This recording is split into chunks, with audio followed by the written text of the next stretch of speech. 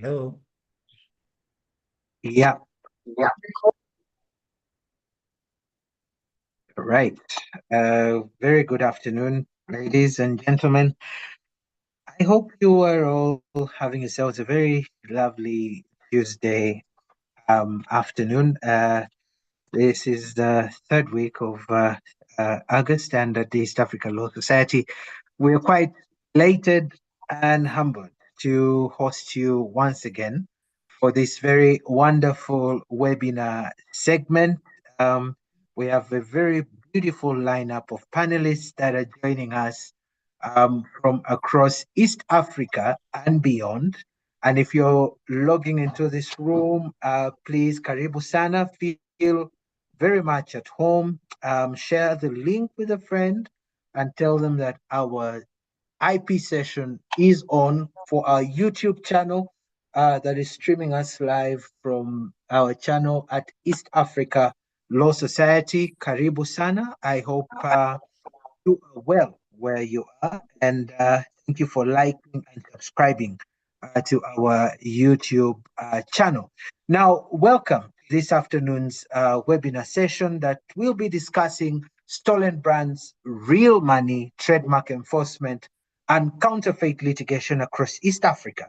Now, on behalf of the Secretariat of the East Africa Law Society, we are delighted to have you with us this afternoon and to welcome you to this very practical conversation on how we can protect our brands, how we can tackle counterfeiting, and how we can strengthen enforcement across the region.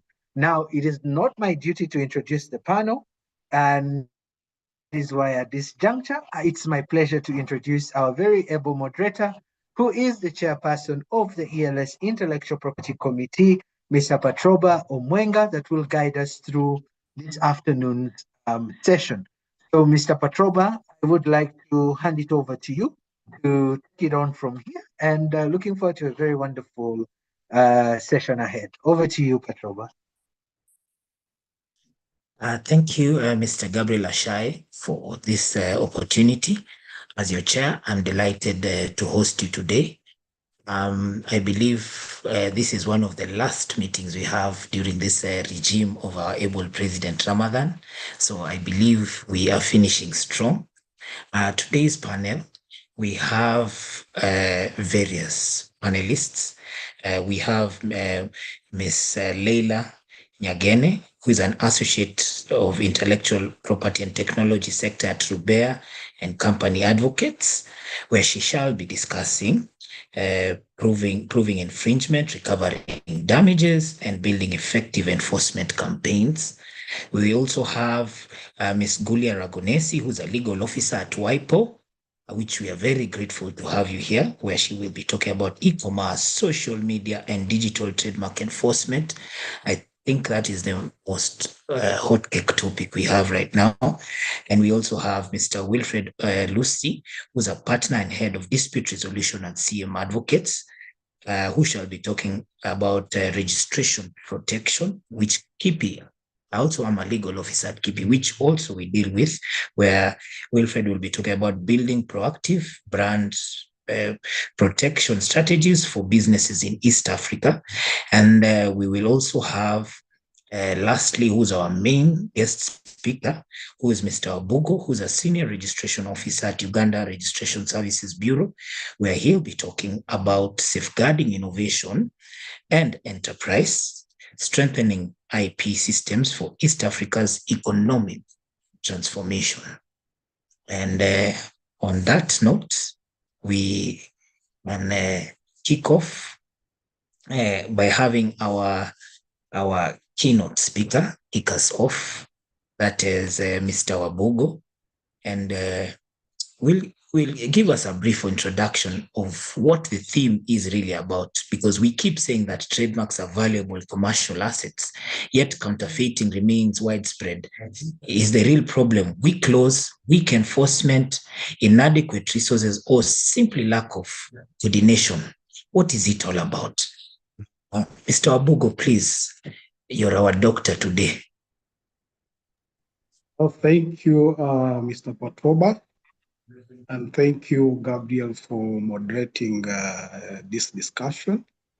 My name is Wabugo Michael, Senior Registration Officer at Uganda Registration Services Bureau. And I'm very pleased to be part of this discussion. And I'm representing the Registrar General, who is attending to equally important matters. So today's presentation actually comes at a very right time when issues of counterfeit are very common, and they are affecting business growth, they are affecting business enterprises, and they are killing innovation. So it's having a very effective intellectual property system is very crucial in promoting business growth, in promoting innovation, but also in facilitating trade and regional integration. So my presentation today uh, is on safeguarding innovation and enterprise, strengthening intellectual property systems for East Africa's economic transformation. Let me start by talking about what actually, as URSB, as a government institution, we are mandated to do. We do registration of intellectual property rights. URSB is the National Intellectual Property Office. And among the intellectual property rights that we register, patents, utility models, industrial designs, trademarks, geographical indications. We also register businesses, companies, and then we the the National Copyright Office. So we register copyright and labeling rights. Now, as an institution to promote or strengthen intellectual property system so that we stimulate economic growth in the country, but also East Africa as a whole, we've been taking several reforms or initiatives to ensure that as an institution, we promote innovation and business enterprises. We continuously update our legal frameworks so that they can respond to international obligations, but also the emerging trends, commercial realities. We did an amendment, the Copyright and Neighboring Rights Act, and one of the objectives to amend this act was to enhance the enforcement in there, but also to align the copyright law to the emerging trends, especially the technological developments. In terms of institutional reforms, we created a division, a department, which is responsible for copyright and also regulation, collecting societies, collective management organizations. Then under the administrative reforms, we've also improved how to improve on service delivery to ensure that our stakeholders, the IP rights holders, the business owners can easily access our services, our registration services. We've simplified the online filing and processing procedures, streamlined registration procedures, and we continuously want to improve the registration services so that business owners can easily access these services, but also can interact with our systems. So we ensure that we continuously simplify these services. Now, as since technology and digital is, it is taking over. It is influencing in how to serve people. So we are advancing our registration services through digital transformation,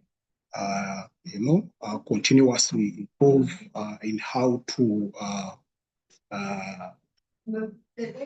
help our stakeholders, business enterprises to access services. Then under the governance reforms, we as an institution, we have the quasi-judicial powers. So for instance, under the intellectual property department, we resolve disputes, trademark oppositions, and cancellations. And we are strengthening this function to see that disputes are resolved in the fastest means as possible, so that we help businesses to grow, to resolve disputes over intellectual property rights disputes. Now, why does IP matter in innovation and business enterprises? We know that intellectual property is an engine for innovation. IP drives innovation. IP helps creators and inventors to protect their intellectual property assets. So it is as IP facilitates innovation. IP is also important in commercializing ideas. You can see that some businesses can commercialize their IP assets through licensing, through assignments, and also franchising. IP also attracts investment, especially foreign direct investment, and building a robust IP system determines is very important in promoting investment. Now, East Africa has a combined population of 150 million people and generates GDP of 156 US billion dollars. So this is a very big opportunity for business enterprises and also innovators to take advantage of the market, to take advantage of the integration and opportunities that rise from the big inflation and also the bigger market among other opportunities. Now, one of the limiting factors in terms of innovation, business enterprises protecting their intellectual property rights is the issue of low IP awareness. And if from our experience as URSB, we are continuously building, creating awareness, sensitizing the public, the IP rights owners, business enterprises to appreciate the value of intellectual property. The issue of enforcement challenge, you can have good laws, but if enforcement is lacking, the laws will not actually be effective. So it's very important that the member states or policymakers across the East African community put in place mechanisms to ensure that enforcement is funded and consistently applied. So with very strong enforcement mechanisms, then rights holders are in position to enforce their rights. And this calls also for harmonization of the laws, IP laws across the jurisdictions, so that there is consistency and predictability. Now, in terms of counterfeit goods, counterfeit goods cost a lot. Counterfeiting kills the morale to innovate, it erodes equity, it kills consumer trust, and also affects tax revenues across the region. And with the digital development or technological advancements, right now, counterfeit is no longer in the physical marketplace, but it's across. It is in the digital platforms, and this makes enforcement quite challenging to implement. The other problem on enforcement is the issue of territoriality. You know very well that the IP rights are territorial.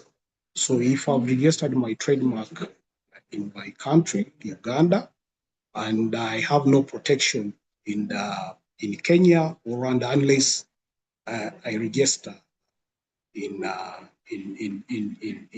Kenya or Tanzania, or if I use the African Regional Intellectual Property Organization route under the Banjul Protocol to register my trademark across the member states under the ARIPO framework.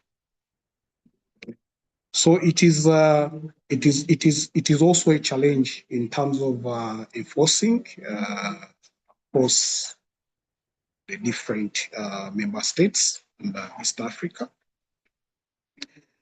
Then in terms of digital innovation and technological protection, we see that East African community, there is advancement, both in terms of innovation, technology, software development. So this also provides opportunity for business enterprises, but also for consumers, these services. Now, for one of the important aspects in terms of strengthening intellectual property systems for economic transformation is building capacity. This is an area we talked about as RSB. We continuously build capacity to ensure that the IP users respect IP rights, but also we have taken initiatives to create awareness among SMEs, startups to appreciate the value, the commercial value of IP. We also collaborate and partner with the Judicial Training Institute to build the capacity of judges in terms of IP, but also to ensure that the IP rights are effectively enforced. So this is a call for legal practitioners here to take to play a very important role in fighting counterfeits and ensuring that through strong IP laws or systems, we can have socio-economic transformation across East Africa. Yes, that's my presentation. Thank you so much for inviting me.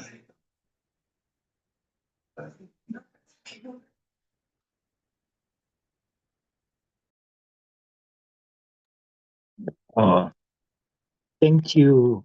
Thank you so much, Mr. Wabugo, for that enriching presentation. Just issues, especially on us having a stronger regional mechanism for enforcement. Our next speaker, I would like to invite Wilfred Lucy, the partner and head of dispute resolution at CM Advocates, who shall be talking about how to safeguard our innovation and enterprise and strengthening IP systems for East Africa's economic transformation. I hope to see him talk about counterfeits and how our courts can deal with that at a regional level. Karibu sana, Mr. Wabugo. I mean, Mr. Wilfred Lucy.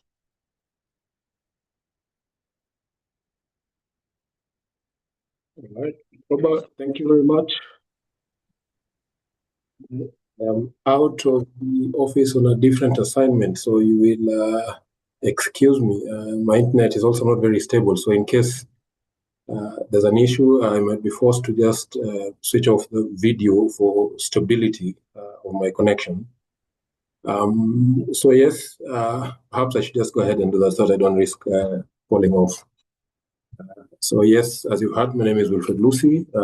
I am in private practice with the firm of CM Advocates, and I am happy for this opportunity to speak to my fellow colleagues on this very interesting topic. Without much ado, I think the previous speaker has laid a very good foundation, which my brief presentation will dovetail from.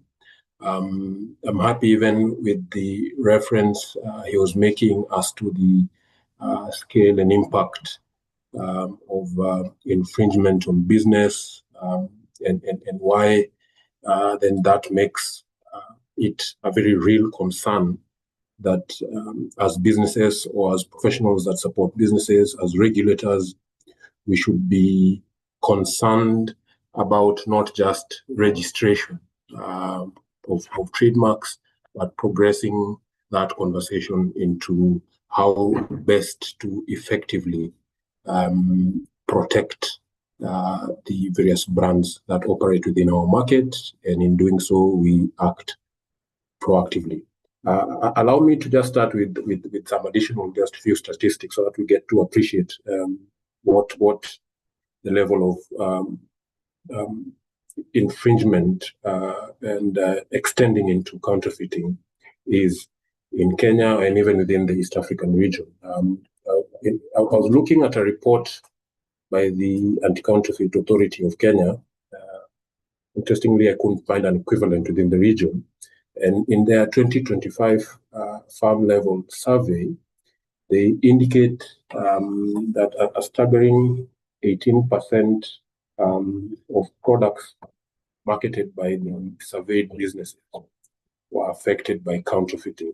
The OECD and the UIPO also report in 2021 that counterfeit goods accounted for approximately 467 billion of global imports.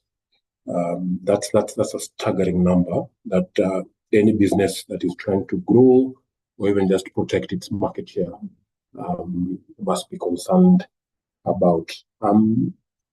when I say the conversation perhaps needs to move from just registration into the more aggressive brand protection that is a slightly more robust approach, it is not to say that the registration of trademarks is unimportant, just that the effective brand protection that we see in the market acknowledges registration perhaps just as a very preliminary stage. And in fact, when looking at the Trademarks Act for Kenya under Section 7, registration in and of itself would not be mandatorily required to enable a brand owner secure protection over their particular brand.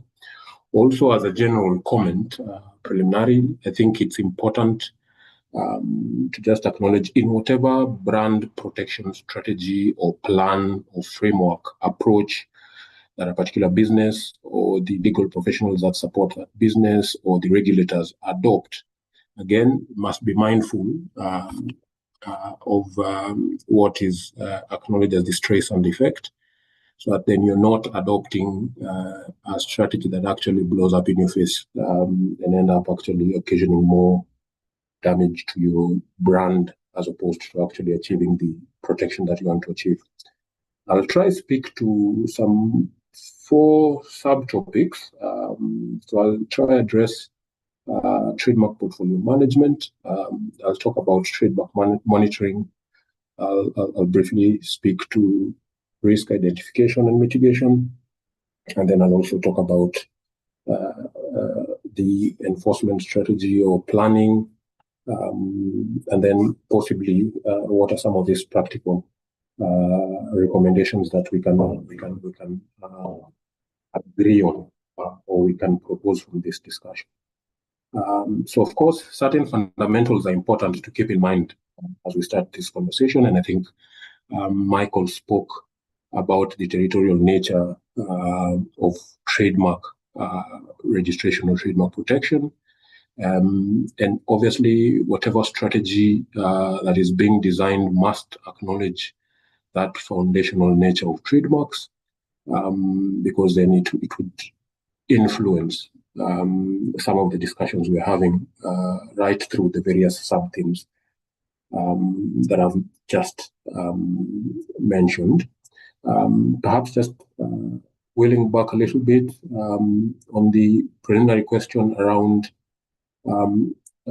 registration and the utility in brand protection. Again, another foundational acknowledgement would be around the protection that would be available under common law in Kenya and in most common law jurisdictions around the area of palming off, as some jurisdictions refer to it, and the different threshold requirements that would need to be satisfied before a party makes use of either of those 2 routes. But we'll get to that. Perhaps some additional statistics that we could look at.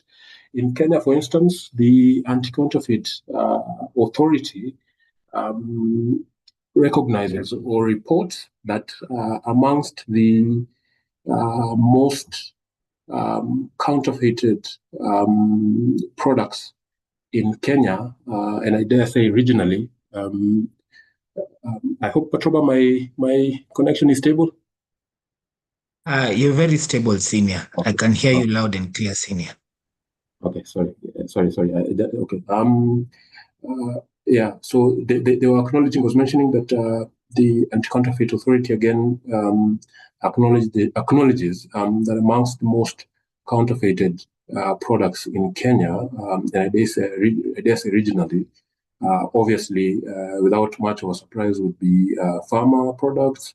They also reference automotive parts and obviously alcoholic beverages, and you would have the pharma tied to beauty products as being the most counterfeited products, which then perhaps would suggest that this presentation would ideally have those subsectors or sub-industries in mind. On the first issue, I was proposing to have a small discussion on around the area of trademark portfolio management as a sub-theme that would enhance effective brand protection. Amongst the things that perhaps would come to mind for purposes of addressing this area would be the necessity for businesses, again, with that, the legal professionals that support it, including the lawyers, the marketers, as well as the regulators. A key area of concern would be to ensure that at a minimum, a business maintains its trademark portfolio, so that there's a recording internal within the company identifying the various brands under which it conducts its different businesses, which then would aid it when you're thinking about the rest of the discussions that we're having. That's a preliminary start. And of course, before that trademark, internal trademark register is creating a portfolio, ideally there ought to be an audit undertaken, so that then the business appreciates these are the various protectable or protected brands that we run our business under. And that ties into the next consideration that must be made. Is there any that is coming to the end of its protectable initial, either the initial 10-year term or renewal, so that you keep an eye out for timely maintenance of any particular trademark that has been identified out of the audit that then is fed into the internal register. Interestingly, we are seeing that within the East African region, and I'm happy to be corrected, Rwanda and Burundi do not appear to have the equivalent of restoration proceedings after a registered owner either fails to renew or undertake maintenance of their trademark within the time that would have been notified by the registry. So then that requires the trademark owners within those jurisdictions to worry about fresh applications. Fortunately, in Kenya, Uganda, Tanzania, the law contemplates, yes, renewal post-expiration of the initial registration period and any subsequent renewals. And then in the event a party fails to renew within time, there's an opportunity for restoration of marks. Another consideration under the trademark portfolio management would be to ensure that businesses undertake, especially where there's collaboration or joint ventures being undertaken amongst different businesses, appropriate clearances are exchanged when trademarks held by other entities are being deployed by a particular business. And with that, where appropriate, licensing agreements are entered into, where the intention is to dispose of a particular trademark right into, say, a joint venture, jointly owned, or even altogether business that's being transferred out. There's a necessity to worry about an assignment properly undertaken.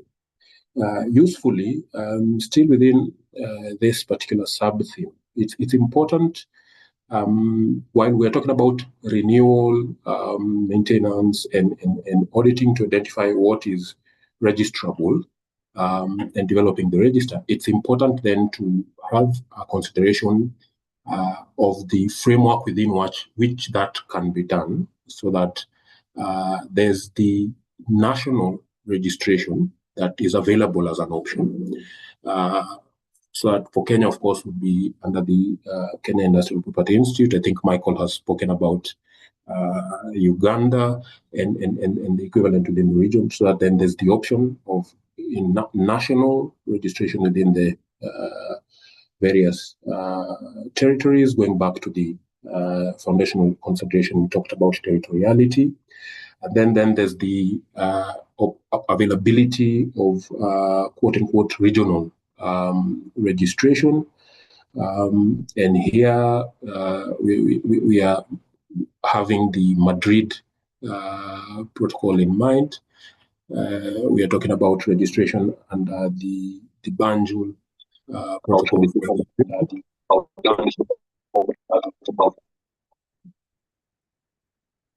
I hope all is well. I'm getting some feedback.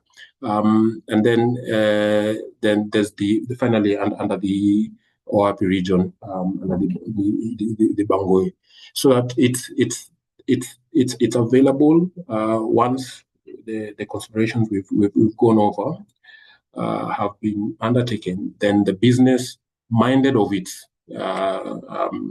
particular niche or its direction can elect to either just focus on national registration, if that is the direction the business is undertaking, be it in Kenya, Uganda, Tanzania, South Sudan, Rwanda, Burundi.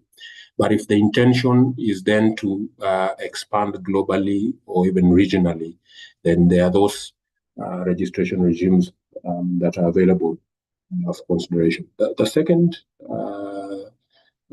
theme I wanted us to just briefly look at is around the question of trademark monitoring. It would be virtually impossible to effectively deploy a brand protection mechanism, framework, strategy that then does not account for trademark monitoring. Trademark monitoring first within the context of the TM registers or the journal monitoring. So then here, if you're talking about Kenya, you're keeping an eye out, monitoring the KIPI journal, ensuring that similar marks are not being advertised for registration. And when you see them, then appropriate opposition proceedings are initiated. Should a mark be registered for whatever reason without your effective monitoring, then institute the appropriate expungement or rectification proceedings. But then the bigger point there is that there's a need to undertake the TM register or journal monitoring. Even for the regional registrations that we've just talked about, there are platforms that then a business or a legal professional can make use of. Both if you look at the repo database, even under the Madrid monitor, so then it is available, and I think probably Ms. Ragonesi will speak to some of those things that are available. So then that is one of the sub-issues one can consider when talking about trademark monitoring. Again, there's the physical monitoring of the market, what is also called the market surveillance. So then there are certain professionals that offer this specialized support as a business. So then it's a service that can be outsourced, or for businesses that at a huge commercial scale, it's available for them to even have a division or department within the business that does this routinely, regularly, goes into the market to just try and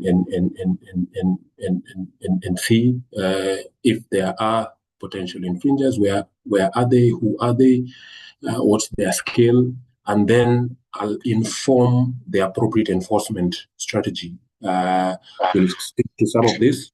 Possibly, you could undertake enforcement action through the Anti-Counterfeit Authority, through laying counterfeit complaints, or even through civil action to obtain injunctions, and which we'll go into slightly later. So then it's important to have an eye out for the place of market surveillance under the sub-theme of trademark monitoring to support your brand protection strategy. The other consideration would be, which is an emergent problem, and again, I suppose Ms. Lagonesi will speak to this, the digital space. It's important to just monitor the digital space. A lot of commerce has now moved into the e-space. Is it Ms. Nyagahane? Sorry, but I know there's a presentation coming up on infringement on the online marketplace. So then there's need to monitor that space as well, to just ensure that in the digital markets that are there in Kenya, there are various digital markets that are notorious for offering counterfeit items for sale. So then an effective brand protection strategy must account for that emergent space and institute the appropriate enforcement action responding to that. The other important issue perhaps that might come into mind there would be the place of border enforcement as you do your trademark monitoring, customs action. How does that then tie into whatever outcomes the monitoring would have disclosed in as far as what's happening in the digital space, products, counterfeit products being offered for sale here in Kenya, but set for targeted at Uganda or another market. How can the customs enforcement processes that are there support that? I think we'll discuss that when we're looking at our enforcement strategy or planning. But it's an important consideration. And of course, when we're talking about the digital marketplace, we must be aware of the place and impact of AI and artificial intelligence in the creation of deepfakes, and even in the creation of infringing marks within the digital space. The other sub-theme to look at would be risk mapping and risk identification. What exactly has the business prioritized as the enforcement action that must be taken to enforce its brand protection, as a deterrent, or even to seek redress for harm or damage that would have been occasioned from infringing or counterfeiting action. Again, I'll go back to the stress and effect I'd mentioned in my preliminary. You would want, as you adopt whatever strategy you're adopting against whoever or whatever infringer has been targeted, is the enforcement approach appropriate or commensurate to the targeted infringer? For instance, in Kenya, and say there's an isolated shop in Lutuli that's selling, offering counterfeit TV sets for sale. Is that where you want to hit through an anti-counterfeit raid, or would it suit you better to try and obtain the supplier, the source, so that then even in as far as how your consumers would perceive the enforcement action you're undertaking, especially within the farmer area, it might end up actually creating fear or scaring away your customers, minded of whatever action you choose to undertake and the approach that you're taking, and how then it's impacting even legitimate, genuine products that are available in the market for sale. The risks could be looked at from the prism of legal risks as well. Have you registered whatever brands as trademarks that you want to undertake enforcement action over? Is it up to date in terms of its renewal? If that's the route you're taking. If, for instance, what you're seeking to do is invite the anti-counterfeit authority for, to seize certain imports, have you undertaken recordation, which will come into just now? So those are some of the legal risks that must address your mind to but before or as you develop your enforcement strategy or brand protection strategy. Also, of course, you must look at the commercial risks that are involved. I think we talked about it slightly, mentioning how your genuine sales would fare in the market, but also what safeguards are there that you can deploy to manage that commercial risk. Contractually, how do you manage it using your possible ownership agreements or trademark ownership clauses in whatever third-party agreements are being entered into?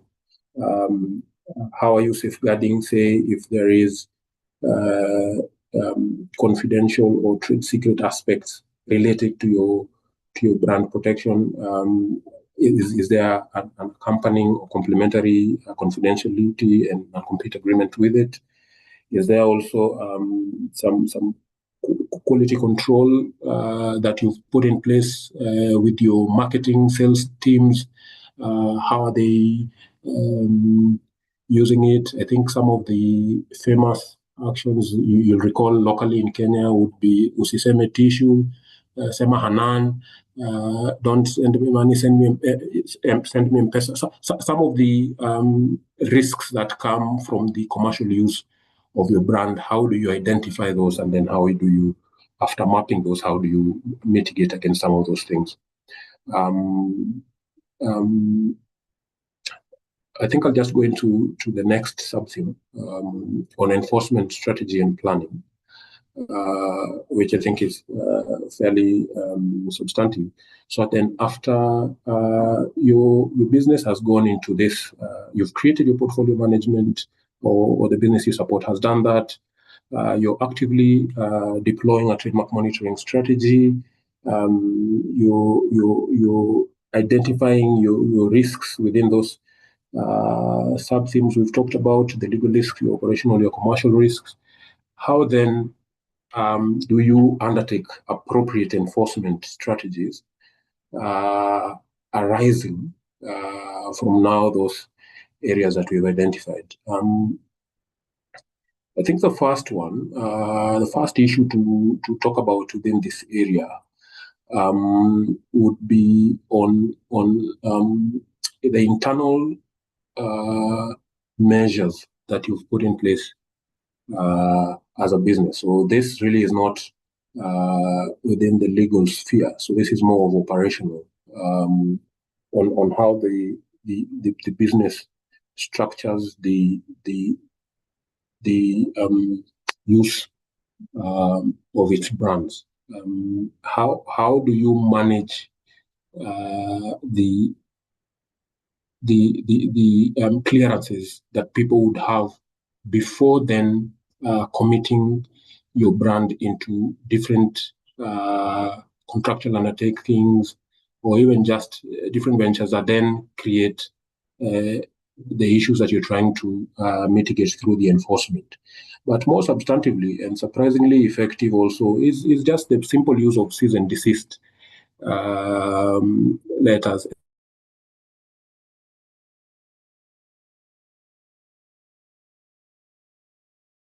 This is especially for the low level. You're able to manage using this. Some surprisingly often respond, feign ignorance, some genuinely ignorant about the infringement, but then it's an approach that at times helps. There's the civil litigation as an option for enforcement against brand protection. This would be within, going back to our preliminary discussions, one, either through trademark infringement suit, where of course you have to address your mind to the threshold that you must satisfy to the court. You're dealing with a registered mark. You're dealing with, then the mark you want to go after, or the brand you're going after, is similar and confusing, conceptually, phonetically, and visually. And then, of course, the lack of authority for them to use it. They are an authorized user. I think there was a very interesting recent decision from South Korea involving the Louis Vuitton brand around just the infringement space, and the value. I think you can just look up that decision afterwards, because I think it's a 2026 decision. Value emergent from that particular decision is on the necessity to satisfy the court that the infringing party was actually using it in the course of trade. In that particular decision, that was not the concern. Even locally, there was a recent decision in the Mabati Rolling Mills case, where the court was saying the issue around your intention to deceive around the unauthorized use is actually relevant as an area of objection. Still, under civil remedies, civil litigation remedies, there's the option to institute a suit for passing off. This is where the brand in question is not registered. So then there's the threshold again that you would need to satisfy again, that there's goodwill generated out of the use of the brand. There's a misrepresentation from the adverse brand, and then there's either the damage or likelihood of damage arising from that unauthorized use. Useful route, because amongst the remedies that it avails to you would be, you could injunct the continued user of the infringing mark. This is a significantly useful route for large-scale infringers. So you could get a restraining injunction interlocutorily before the suit is heard, and then ultimately permanently. You could also, it's available to pursue the anti-pillar injunctive orders, which then allows you in the prosecution of your suit. Ultimately, you could also get an order for delivery up and destruction of the infringing products, and this is useful then because it will be followed up, of course, with a preceding declaration. With a preceding declaration, mark is infringing, and then of course there's the available remedy to seek damages from court from the infringer or as against the infringer. Still within this prism of civil enforcement action, I think we talked about KIPI earlier when we were talking about monitoring the register and the journal and the actions that you could take.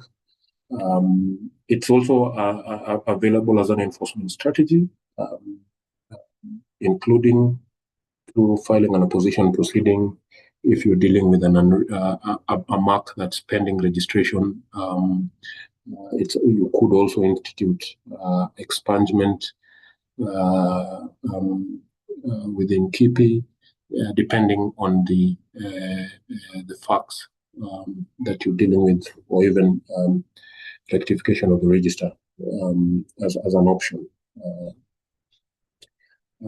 There's the useful and Kenya appears to be the leader regionally on this. When you talk about anti-counterfeiting action as an enforcement strategy. So looking at the region, most of the other jurisdictions like Uganda would have provisions criminalizing or creating the offense of counterfeiting.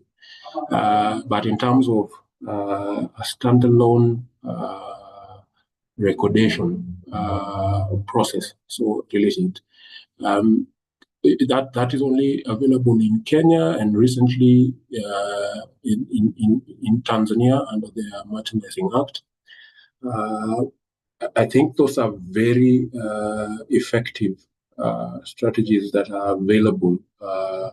In Kenya, you'd find that under Section 34B, it's an amendment to the Anti-Counterfeit Act with the Anti-Counterfeit Recordation Regulations that then impose an obligation to record your trademark in respect of products that are being imported into the country. But even aside from that, just the creation of the counterfeiting offense and availing that as an option available to a registered trademark owner, where then you could file independently a complaint with the Anti-Counterfeit Act, Anti-Counterfeit Authority, and then they would undertake the appropriate enforcement action, including investigation and usefully seizing. I won't say extra legally, but without necessity of having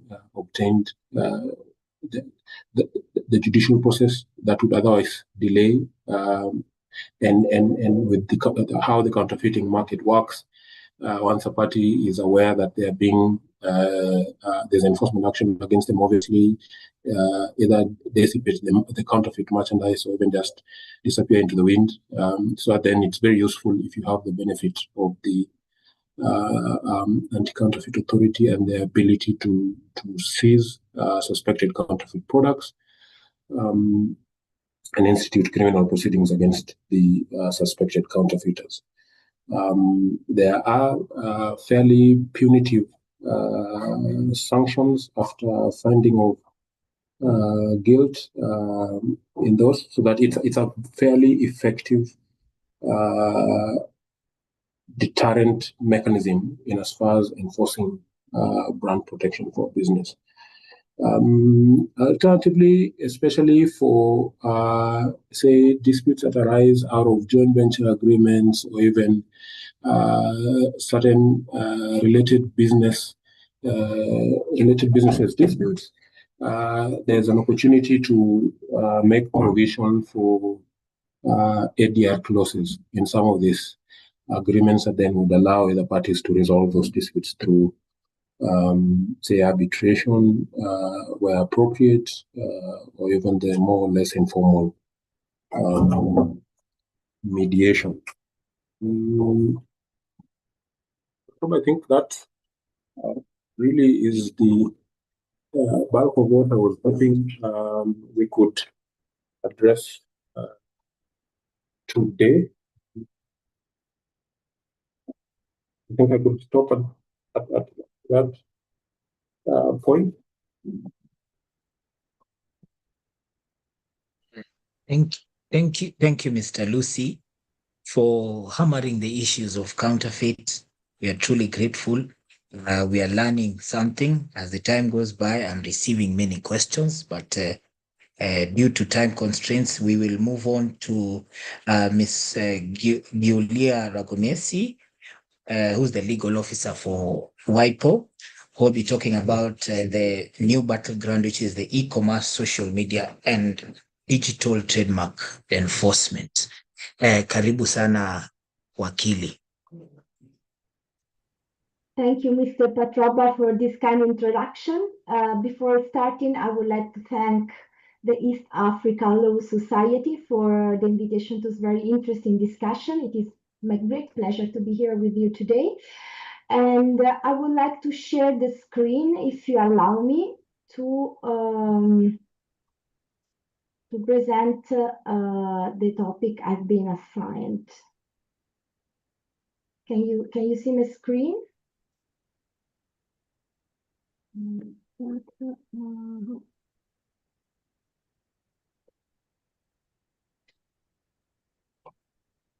So, as Mr. Patroba mentioned, today I will illustrate the new battleground, e-commerce, social media, and digital trademark enforcement.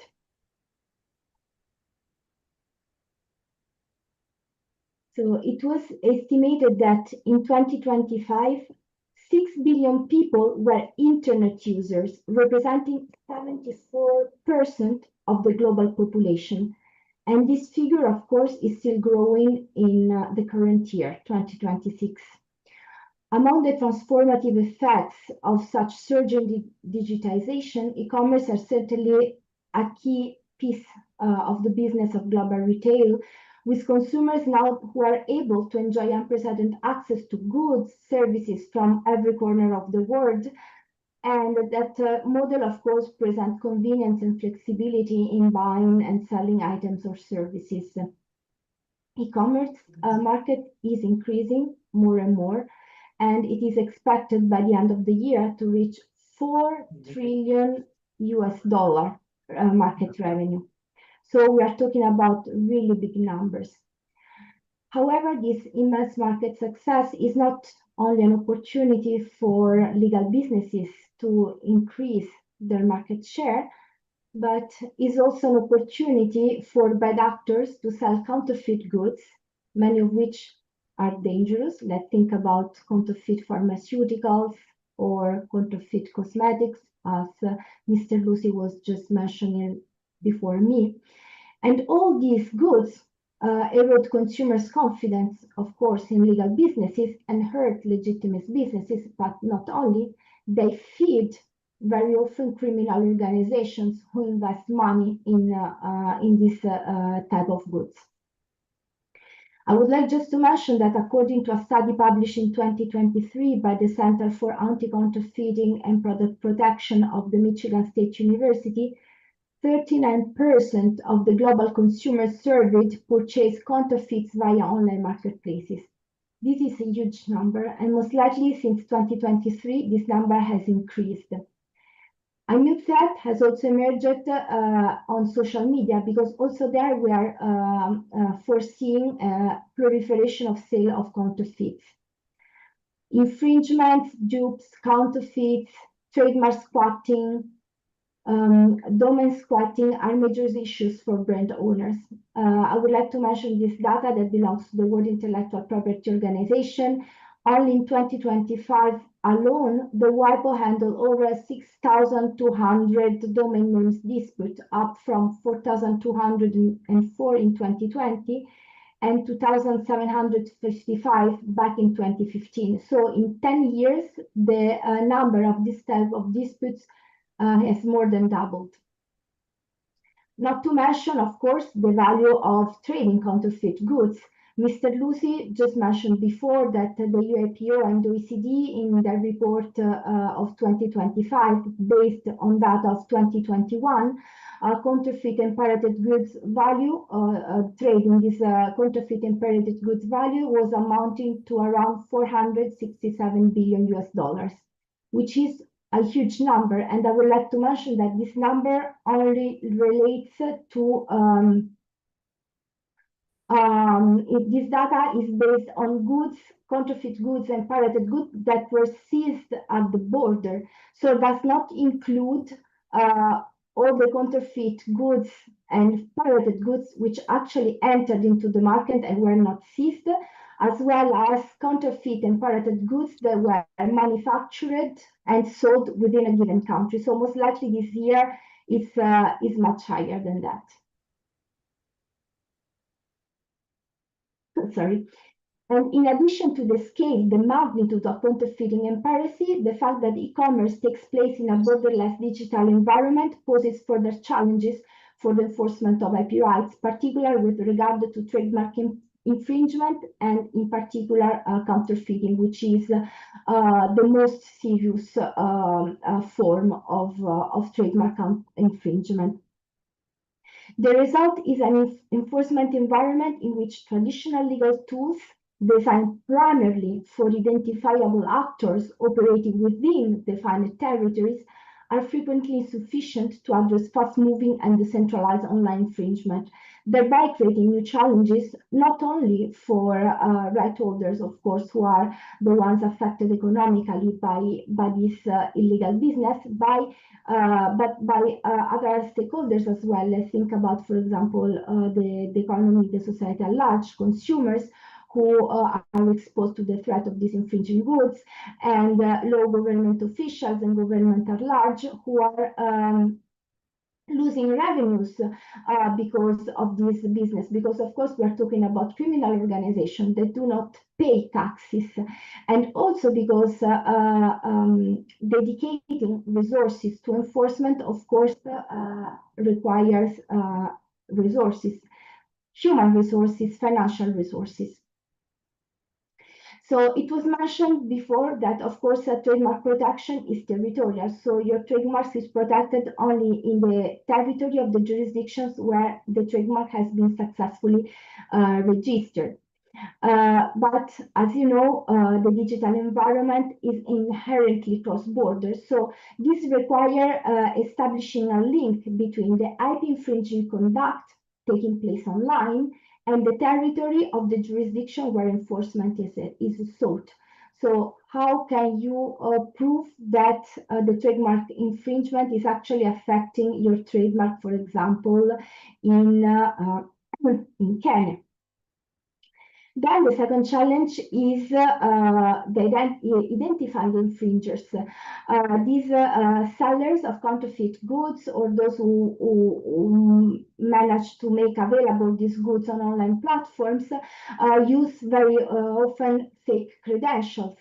So to manage to identify who is actually behind the sale of these goods can be extremely challenging, particularly in the digital environment. Thirdly, the magnitude of the online trademark counterfeiting combined with the fast-moving nature of the digital environment makes it particularly difficult for right holders to monitor the entire digital environment, to identify infringing conducts, and to take action against all of this. Most likely, as also Mr. Lucy mentioned before, right holders have to choose their battles. They can't enforce their trademarks against each and every counterfeit conduct that is taking place online. This could be cumbersome and expensive. Fourth, criminal liability. TRIPS agreement, which is the agreement that sets the international standards for IP protection, requires that in order to have criminal sanctions in case of trademark infringement, we need, first of all, a conduct of trademark counterfeiting, which is the most serious conduct. Secondly, it should take on a commercial scale, and the intent of the infringer should be willing. There should be willingness. So when this happens, criminal sanctions can be applied, and right holders can rely also on law enforcement officials and public prosecutors to punish, to prosecute, and to sanction the infringers. Nevertheless, it was mentioning that in some jurisdictions, public prosecutors can identify which crimes they are going to prosecute, taking into account different criteria. So it is not said that the case of counterfeit of your trademark will be necessarily prosecuted within a certain jurisdiction. And then there is the challenge of the electronic evidence that we will see later. Then, even when the right holders manage to successfully take down, remove from a given e-commerce platform the infringing content, the infringing listing, very often these same infringing material, these infringing goods will appear available again on another e-commerce platform. This is the so-called whack-a-mole phenomenon that makes enforcement particularly cumbersome, because it seems as it is a never-ending story. So you manage to be successful on one side, but then you have to be proactive and react on another side. And then we have to mention that, of course, there are different legal frameworks. We live in a global area, the global trade, the global digital environment, and standards for intermediary liability, disclosure of seller information, evidentiary requirements, customs intervention, criminal enforcement, civil remedies continue to be regulated different from one jurisdiction to another. And also, tools and remedies or judicial procedures may be more effective in some jurisdictions than in others, depending on the resources available. So that creates legal gaps and procedural asymmetries that, of course, are exploited by counterfeiters and makes the enforcement procedure more cumbersome for right holders who need to adapt this strategy on a country-by-country basis.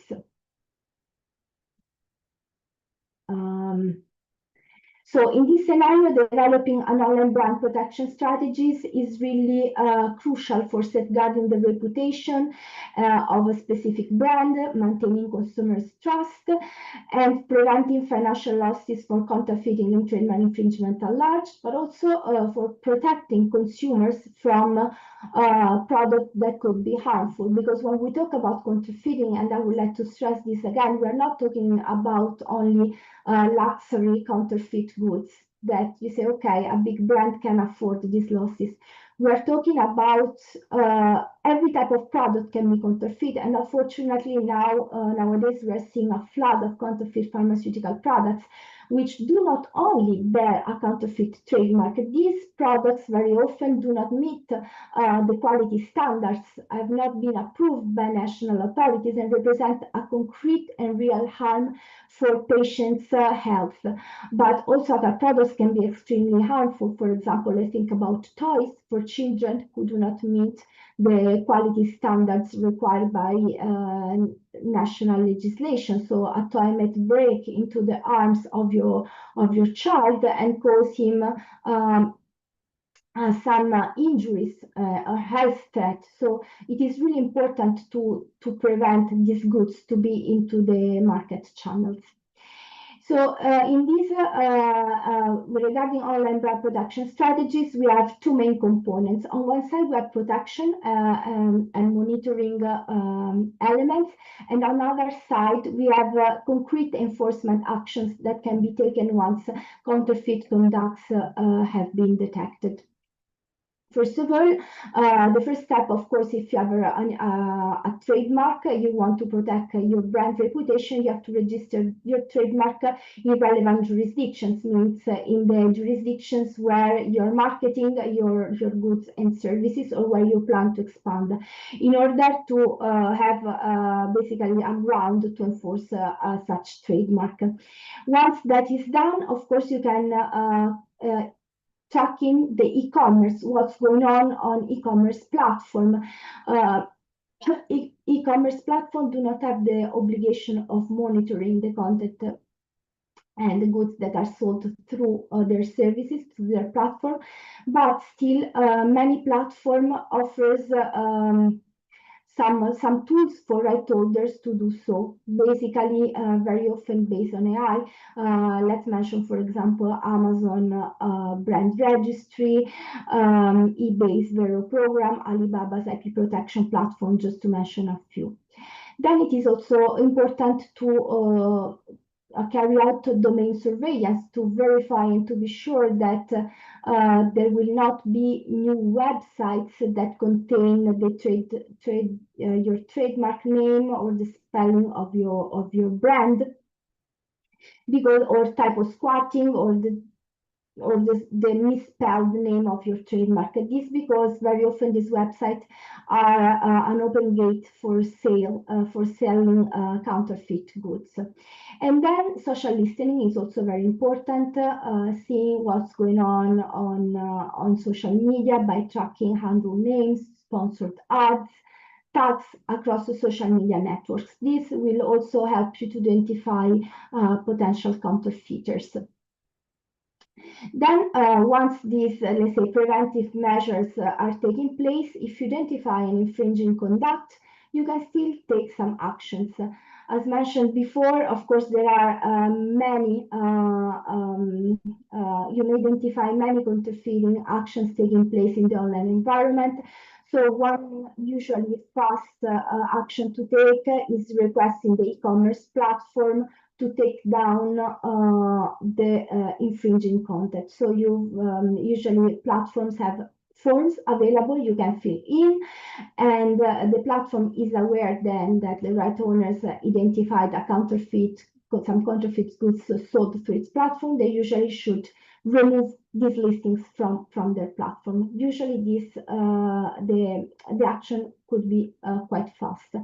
Another option is sending a cease and desist letter directly to the sellers when the identity is known, and when, for example, you know that the seller is actually in good faith, is not a bad actor, that might just not be aware that they are selling your a counterfeit version of your genuine product. And then, in case of a domain name who are bearing your trademark or brand, or who this name is misspelled, you can file uniform domain name dispute resolution complaints to recover hijacked or malicious domain names. Then, if in case of big cases of counterfeiting, of course, you can always recover to legal litigation. This will allow you also to recover the damages incurred by the infringing conduct.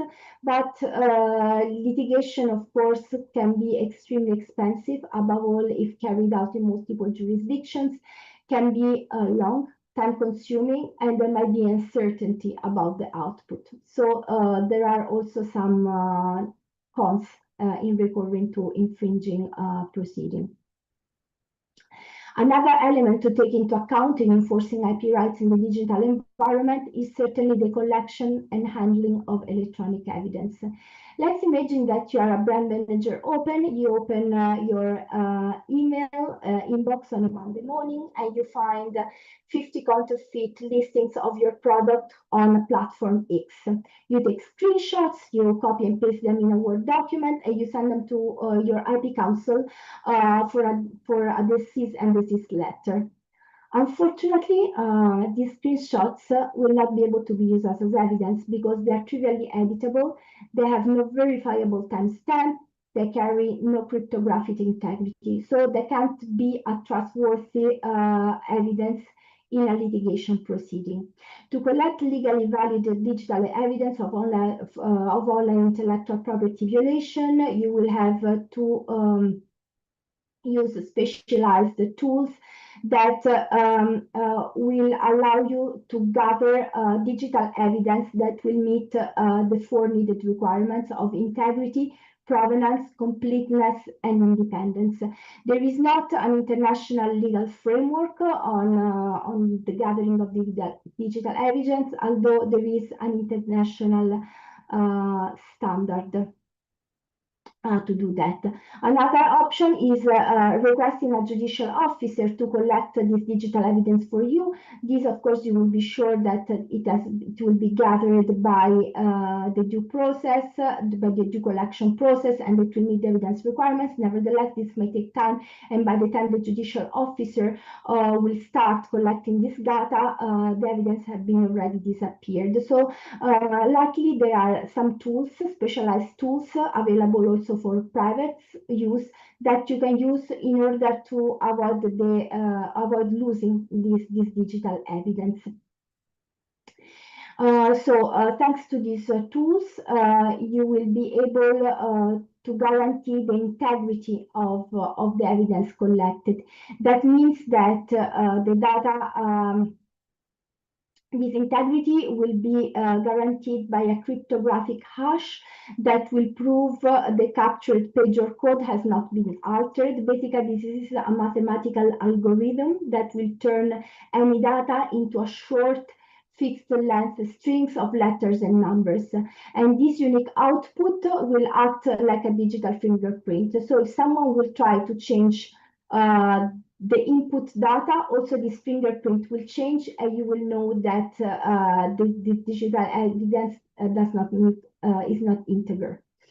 Then the data collected by the due collection process will contain verified metadata showing exact time, date, and identity of the capture tool. So you will know exactly when, where, and who did take this evidence. It will be complete, so it will have to contain all the needed information for investigators to identify, for example,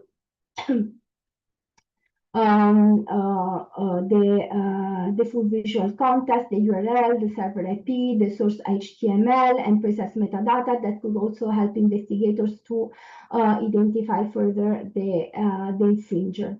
And then independence, it means that it is captured in a neutral environment, not from a brand owner computer that might have the interest in manipulating this data. This from the right holder side, because of course they are the ones who are interested in preventing and enforcing their IP rights because they have a direct economic interest. Nevertheless, also online intermediaries, they have a role to play into this online fight against counterfeiters. By an online intermediary, we generally refer to a digital service that helps people use the internet or connects different users to share data, goods, and services. They usually do not create most of the content or products themselves. They just act as a bridge between users, websites, and businesses. They can offer different type of services. You have online intermediaries that offer services of mere conduit, so they transmit data through a communication network or provide network access. They usually include, for example, internet services provider, telecom operators, or virtual private networks. Then other online intermediaries offer caching services, so they temporarily store automatically downloaded data to speed up subsequent network transmission efficiencies. For example, in this category, we have the content delivery networks and reverse proxies that temporarily store this data just to make easier and faster access to the content. And finally, the category that is more relevant for us today, we have online intermediaries who offer hosting services. Basically, they store information provided by and at the request of a service recipient, and examples include cloud computing infrastructure, web hosting services, and data storage providers. And platform typically falls under this category of hosting services providers.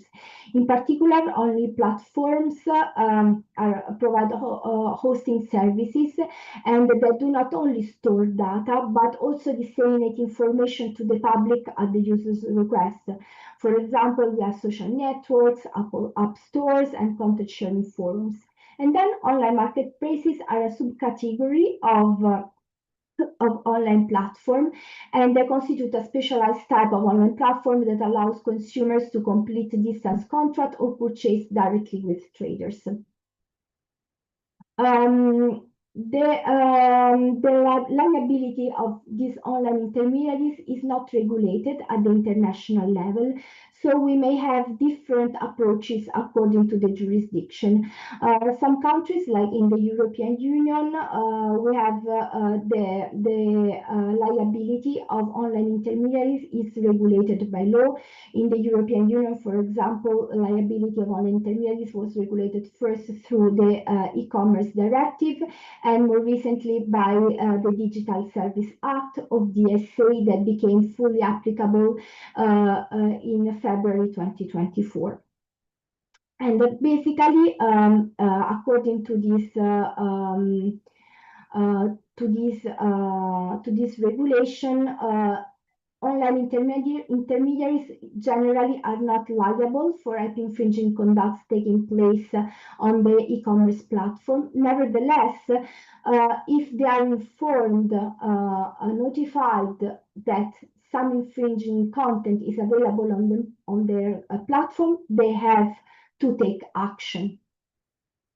In other countries, for example, in the United States, the liability of online intermediaries in case of trademark infringement is not regulated. I would just like to specify that in the US, nevertheless, copyright infringement conducts, in particular piracy, yes, are regulated, but not in case of trademark infringement and counterfeiting, which is left to the case law. And in this field in particular, the benchmark decision is constituted by the eBay versus Tiffany decision, where it is stated that e-commerce platforms are not liable if they know in general that counterfeiting conducts are taking place on their e-commerce platform, but you need like more specific knowledge of specific conducts and the specific sellers. So you need more specific information they should be aware of in order to make them liable. I already mentioned some initiatives to support brand owners, in particularly, for example, the Alibaba registry, brand registry that helps right holders to monitor the content on these bigger platforms and enable them to identify eventually infringing conduct. But there are also other initiatives undertaken by some e-commerce platforms. For example, some platforms support small and medium-sized enterprises to enforce their intellectual property rights in the digital environment, because very often these SMEs are have less resources and capacity to carry out this task in comparison to bigger companies. But they have also initiatives in raising awareness about the importance of respecting IP and consuming genuine products, not only with sellers who might be selling infringing IP products without even knowing it, but also raising awareness on this very important, on the importance of respecting IPRs and by genuine products also among consumers, because at the end we want to protect consumers' health and safety. All intermediaries also adopt many new technologies and AI to detect the potential counterfeit goods available on their platform. Let's think about the scanning product tools or price floor detection that identify, for example, goods that are not sold at the right price. For example, in the case of luxury good, if the price is particularly low, they can be suspicious. And also other tools that use real-time signals from social media to predict emerging virtual product and preemptively block infringing listing. So these are all tools available. Of course, these are not yet perfect, could be improved, but they could be quite helpful in preventing counterfeit goods to enter into the channels of commerce. So against this background, effective trademark enforcement in e-commerce is moving or should move towards a more coordinated, intelligence-led and risk-based model. And this, of course, requires stronger cooperation between all stakeholders involved. So right holders, online intermediaries, customs authorities, consumer protection bodies, law enforcement agency, and they should be supported by clearer standards and practical mechanisms for cross-border information sharing. So I would like just to finish this presentation by mentioning transparency, information sharing, new technologies, and cooperation are essential to shape online enforcement into a shared responsibility across the digital commerce ecosystem. And I would like to mention a quote. I would like to quote Dr. Robbie Kinga, who is the CEO of Kenya's Anti-Counterfeiting Authority, and who is also the vice chair of the last session of the WIPO Advisory Committee of Enforcement, which is a forum we host here at WIPO every year for member states and observers to discuss relevant issues in the field of enforcement. And in particular, Dr. Robbie Kinga said that the fight against counterfeiting transcends borders, and no single agency can win this battle alone. And I would say today that I would like to replace agency with stakeholders. So no single stakeholders can win this battle alone. We all have our role to play in this field. Thank you for your attention, and I'm looking forward for replying to any questions you may have. Thank you. Thank you so much, Julia Ragonesi. I'm glad I've known that how on preservation of evidence, screenshots are inadmissible in court. I did not know that. I've learned that today. I can see various questions, but due to the constraints of time, I will let the next presenter speak so that we can go into our crossfire questions. There's so many questions that are coming in. So I will humbly ask Leila Nyagane, an associate in IP sector at Rubea and Company Advocates, where she can talk about proving infringement, recovering damages, and building effective enforcement campaigns. Welcome. The floor is yours, Leila. Good afternoon. Afternoon. My name is Leila Nyagahene, as you already said, and I'm a lawyer, a senior lawyer at Rubea, a law firm based in Burundi, and I'm going to share my screen.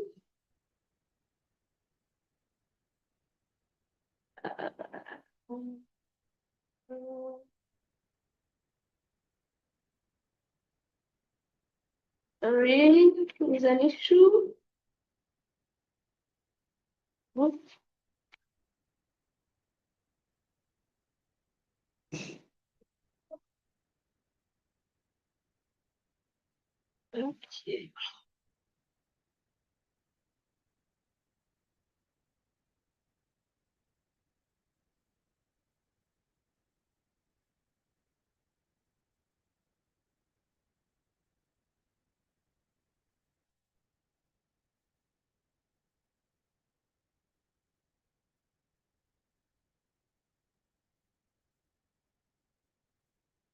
Okay, I guess you can see my screen.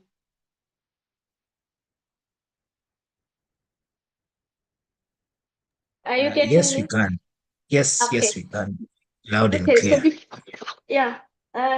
so before starting with my presentation, I just want to say that my presentation is not a comparative review of IP enforcement law across the ASC partner state, but it provides a practical overview of the enforcement and litigation strategies that can help right holders effectively protect their intellectual property right and achieve successful outcome in legal proceedings. I will start with evidences. I will say that successful IP cases are all on evidences rather than on registration certificates alone. Certificates open the door, but if any evidence that carry the owner of the IP rights through it. So for when we talk about proving trademark infringement, two elements are generally critical. The first one is ownership, the second, unauthorized use, and the third, the likelihood of confusion. Talking about ownership, this is about registration certificates, renewal certificates, and or licensing agreements and proof of use. So for lawyers, when we are when they're assisting their clients, they need to make sure that their client have all those documents that prove their ownership and that their IP rights are valid, their statutes are valid. The second element is unauthorized use. This is where the claimant must demonstrate to the courts or the administrative authority that the defendant used its protect asset without a valid legal rights, or that the defendant used an identical mark, trademark, or a confusingly similar one. And the third element is likelihood of confusion. Courts will usually weigh a combination of factors here. This is the visual similarity, the phonetic similarity, and the conceptual similarity of the trademark alongside the nature of the goods and services, and ultimately consumer perception. So knowing that what to prove is only half the battle, the real question is how you gather the evidence to prove it, that it's where we turn, and that's where we turn next. Gathering evidence, lawyers need to prove that they are saying that the trademark, the IP rights of their client have been, that their trademark have been violated. Lawyers need to show that physical evidence, documentary evidence, digital evidence, investigate evidence, market confusion. Regarding the physical evidence, this is about sample product, packaging, labels, and sales goods. Regarding the documentary evidence, it should be the paper trail, invoices, shipping records, customs documents, and marketing materials. Digital evidence, it should be websites, social media pages, online marketplace, and digital advertisements. Regarding investigate evidence, there should be the market surveys, undercover purchases, and the investigator reports.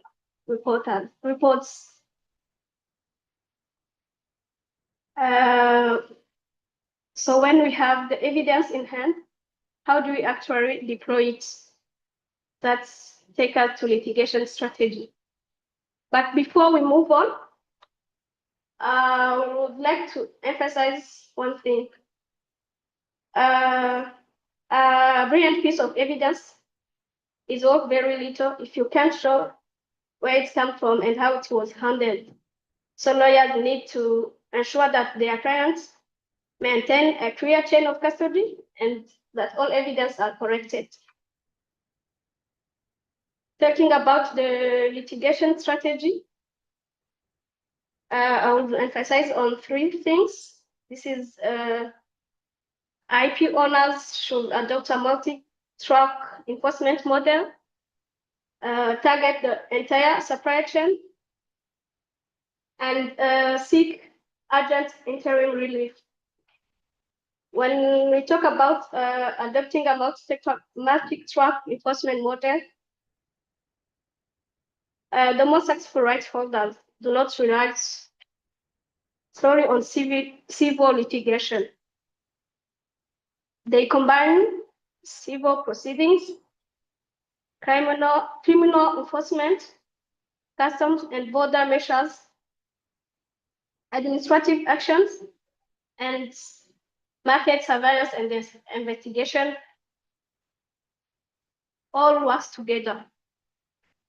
And about targeting the entire supply chain, rather than focusing exclusively on retailers, IP owners should enforce efforts on the importers, manufacturers, the warehouse operators, the distributors,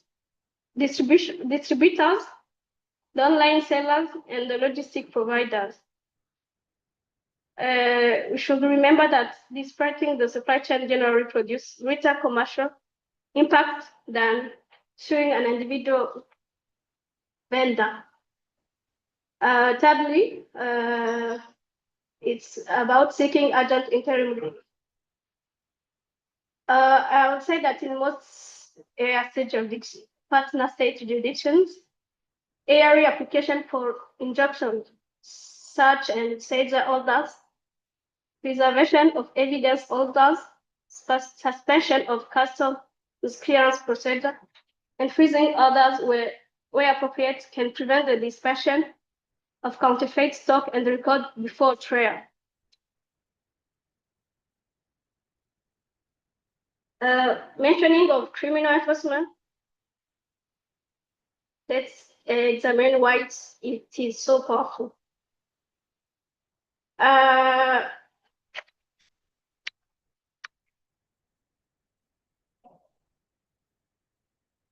Criminal, for me, I think that criminal enforcement is the most effective anti-counterfeiting tool. Why?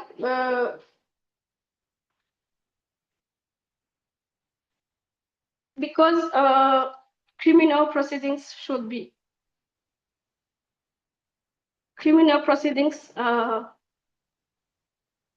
help to gather or to keep evidence where pure civil action would be lost.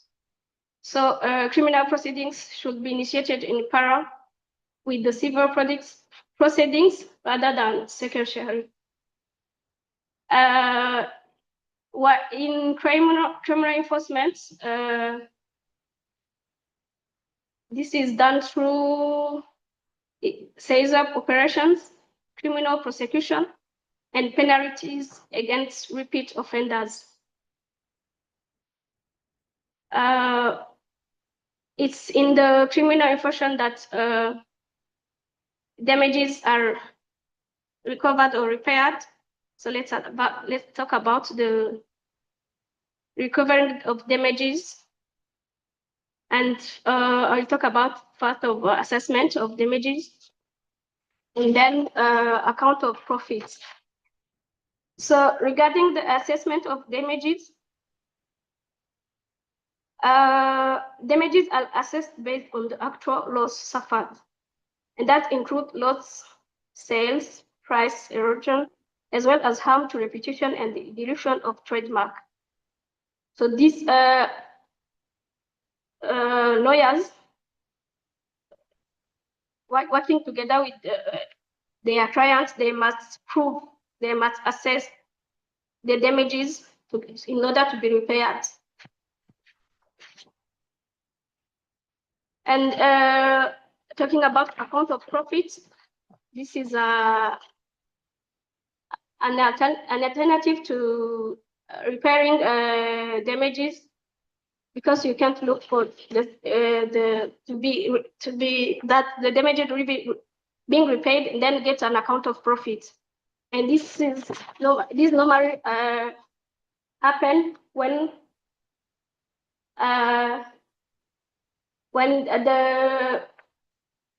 the IP owner can't really assess the damages, but it's more than it's possible to assess the gain that the counterfeiter gained while violating the IP rights of your clients.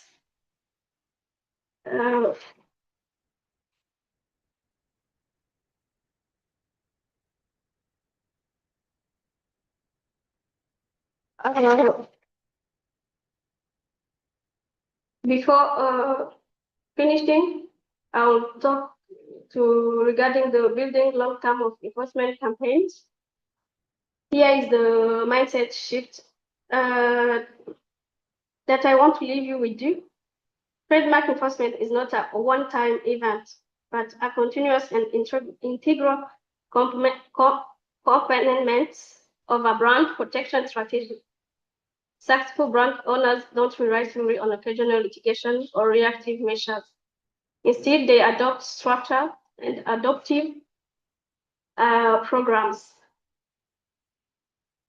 I think I touched on 4 ongoing stages. First is protect. You need to protect the IP owners need to protect their IP rights, and to be sure that their protection is valid. This is why they need to renew, and also to record assignment and license if they have granted use to other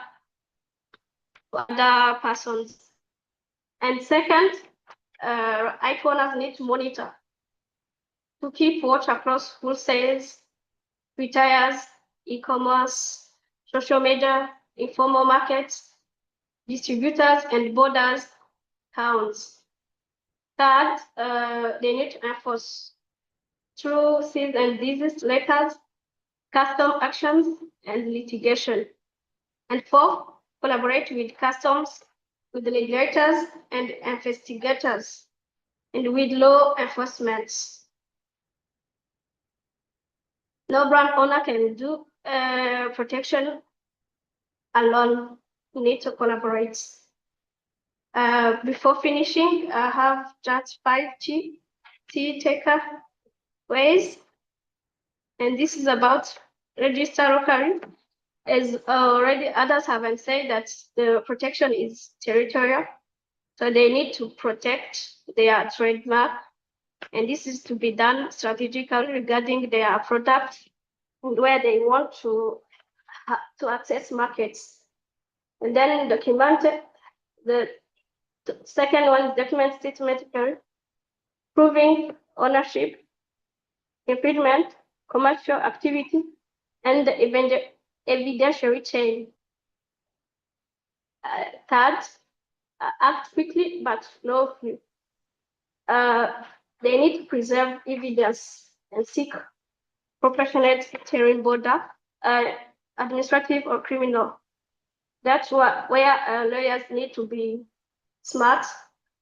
They need to know regulations, know where to intervene, and keep evidences.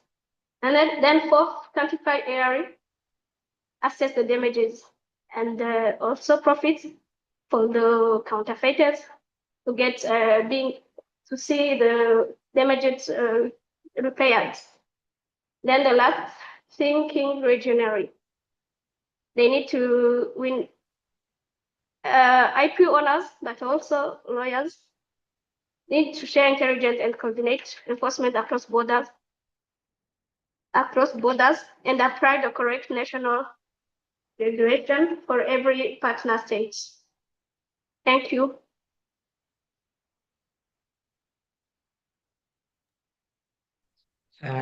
Thank you, Nyagahene, for that very conclusive presentation. Just something to point out.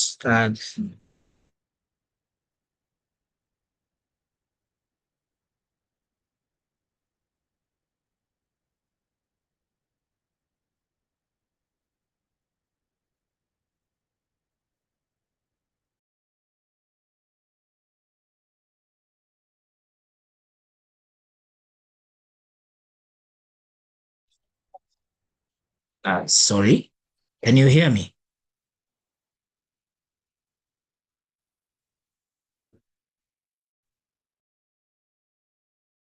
Yes, Patoba, we can hear you. I can, at least. Can you hear me? Hello. Make the presentations available. It will be we would be grateful. Well, moja kwa moja, I see so many questions have come in. First question goes to Mr. Wabugo, where I see Nyachio is asking, who is currently carrying the greatest burden in fighting counterfeits? The brand owner, government, customs, police, courts, or consumers? That goes to Mr. Wabugo.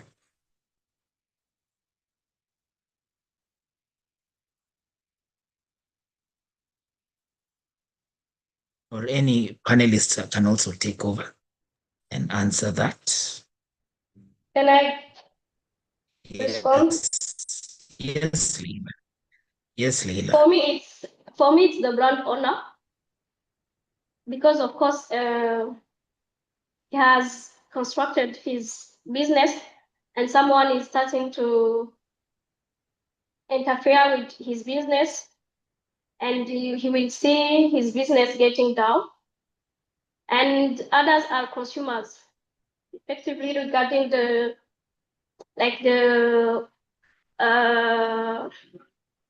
food product or the drug products.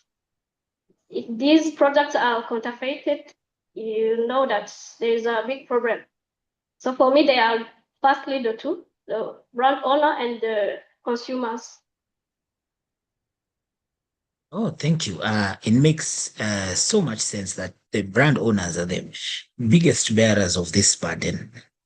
Also, on a follow-up question, I see Lucy on my WhatsApp. Someone has asked me to ask Mr. Wilfred Lucy if are we really over-reliant on registration, or brand owners be investing more in intelligence, surveillance, and enforcement after registration? They're asking me, what do you think? Yeah, thanks for that, Patroba. I think that really is the whole essence of what I was trying to make a presentation on.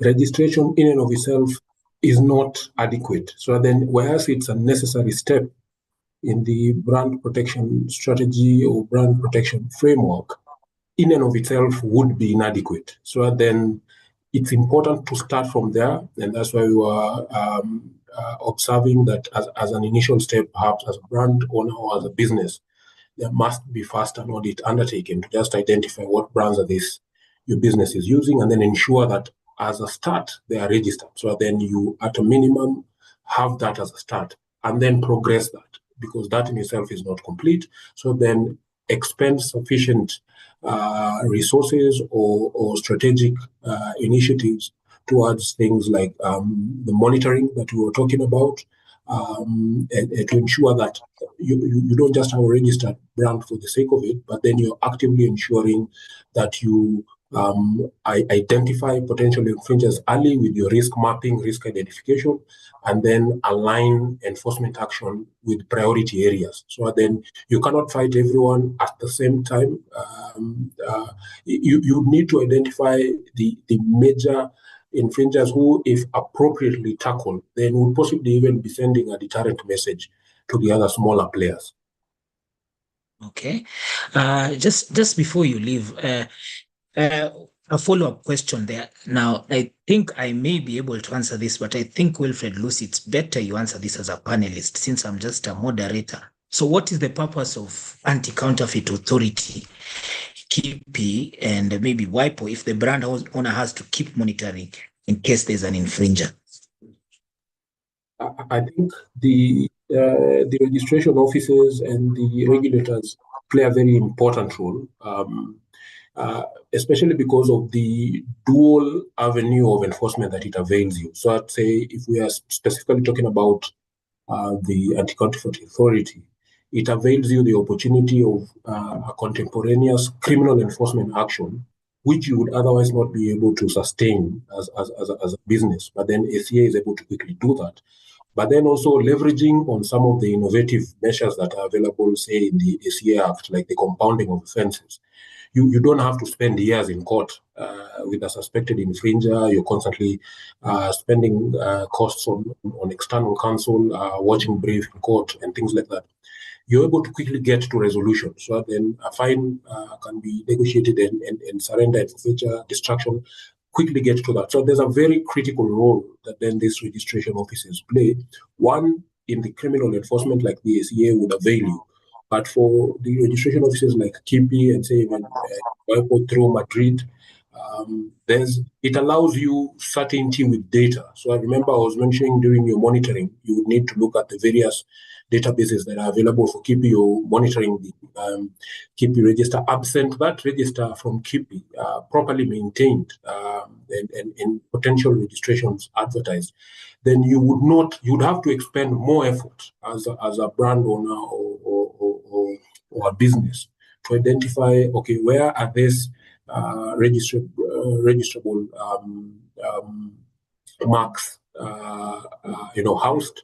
If, say, you're intending to launch a new product and you want to prevent possible claims of infringement, or you want to prevent infringing marks from being registered, there's a lot of value you're getting from KIPI and these other registration offices, or even enforcement bodies like the Anti-Counterfeit Authority. And perhaps, sorry to take too long on this, if you look at Kenya, what perhaps is also very useful is the multi-sectoral task force that exists, that then brings together quite a number of these government offices. It comprises the Anti-Counterfeit Authority, KEBS, you have KRA there with their customs department, you have the National Police Service, you even have the Pharmacy and Poisons Board.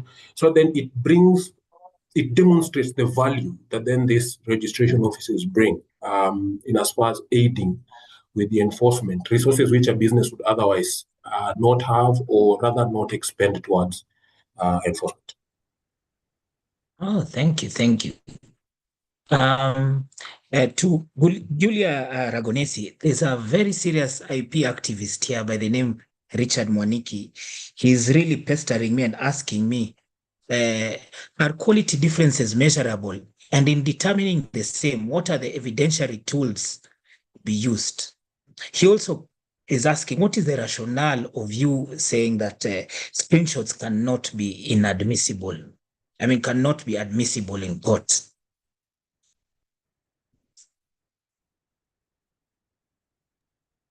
So thank you for the question. When Richard Mwaniki is referring to quality differences measurable, is he referring to quality differences between genuine products and counterfeit products? Yes. Well, of course, when we talk about trademark infringement, we talk about a visual sign. So sometimes counterfeit of this trademark might be of low quality or high quality. So it really depends. When we talk about luxury goods, in the past, it was pretty obvious to identify the fake products versus the genuine ones, because the fake one, for example, was not made of leather, was made of plastic, was just using the trademark. So I would say it depends on a case-by-case basis. Nowadays, we're seeing also best fake products, in the sense that you would barely say which one is the real one, which one is not. But the problem is when we talk about quality of products such as pharmaceuticals, or beauty products, or like hygiene products like toothpaste or bath foam, the packaging might look exactly the same, but when you are going to take your medicines to treat, I don't know, breast cancer or a migraine, you might have very bad side effects, because of course the fake product not only is imitating the trademark, is also not meeting certain quality standards needed. So I would say it depends on a case by case.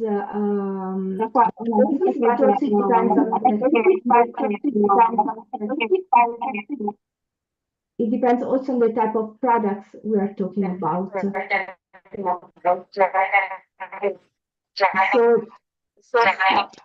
Sorry, I can hear Annie. I don't know if you can hear, but I would say that evidentiary tools to be used can vary depending on the type of product, on the type of situation.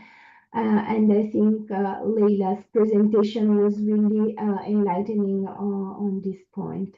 Thank you. I would also like to mention, which type of category is the victim who bears more the cost of counterfeiting products.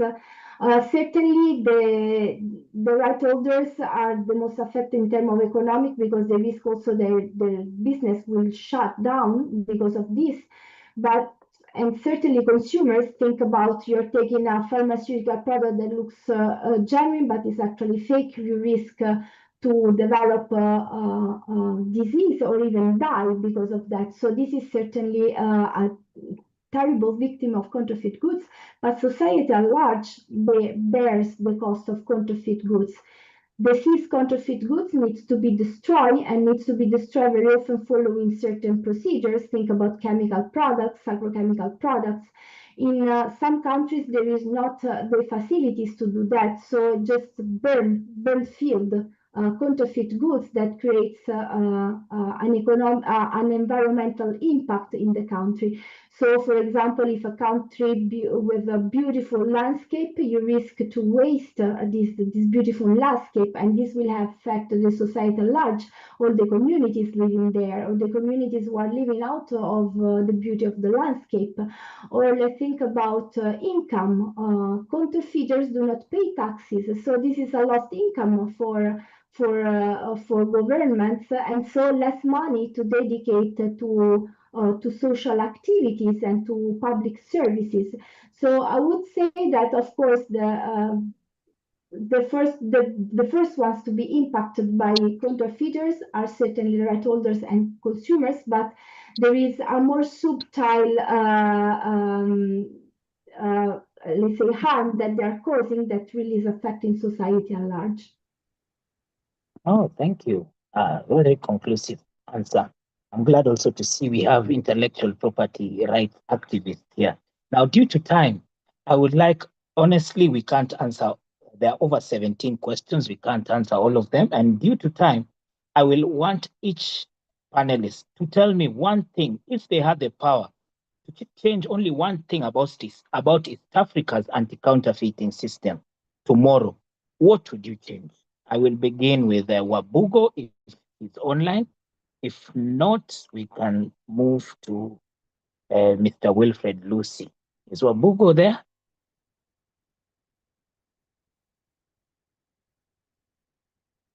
Then please, Mr. Wilfred Lucy. I think for me, the one thing that perhaps could be changed would be or enhanced. I think there's a lot of, because most of this counterfeit merchandise that we have to deal with are imported.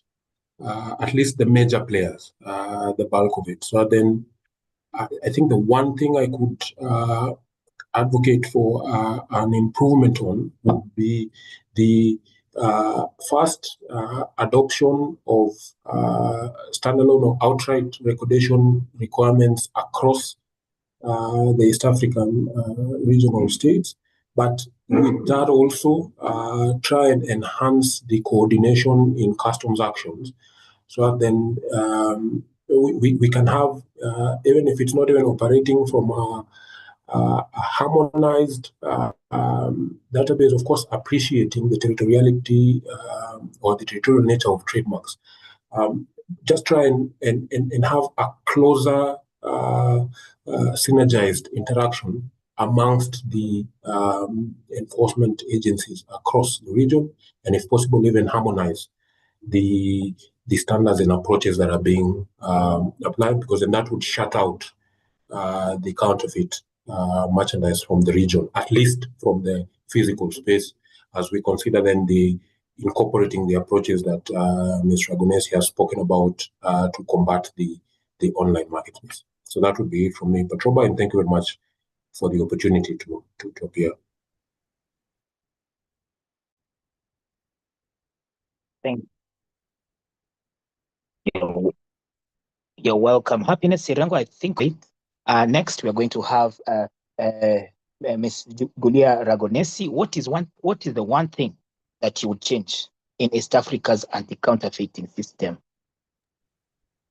Thank you, Mr. Patroba. So I'm not from Africa. I don't have a first-hand experience in enforcing IP rights in Africa, so I will not say what I would change, but I noticed Mr. Wabugo in his introductory remarks and presentation mentioned that there is a lack of capacity among law enforcement officials.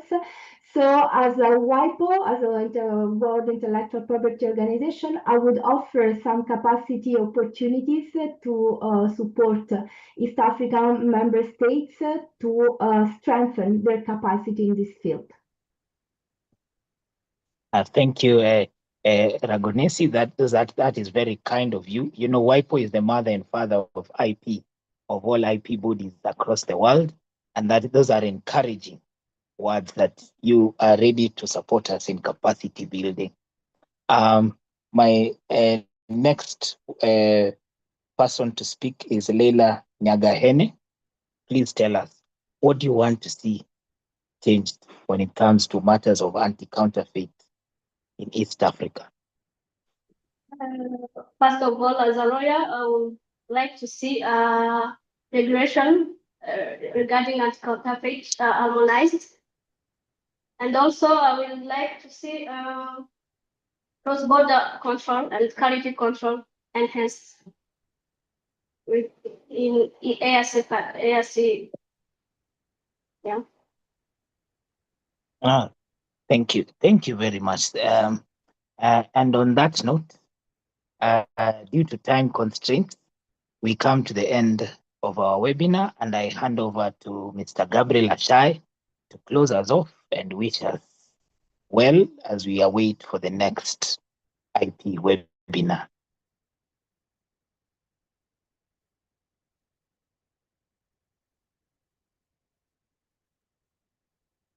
And if he is not there, I'd like to thank all members for your attendance and your cooperation. We hope to see you soon. And we thank you for the panelists who accepted to show up and who accepted to present. We thank you and we do not take you for granted. We hope to see you in the next circuit. But also, please do not forget to send me your presentation so that I can put it for the public knowledge. Don't mind about the copyright of your presentations. I think we are doing this pro bono, and because we are people who love IP, why don't we do something for society? So please send your presentation so that I can put them out there in public. And I hope to see you in the next webinar. And thank you so much for those who have attended. And I wish to see you in the next circuit. And greetings from the Managing Director of Kenya Industrial Property Institute, that is Mr. John Onyango. He wishes you well and he welcomes you to KIPI to also do a benchmarking and see how we have also progressed in making our trademark system online. Thank you and be blessed.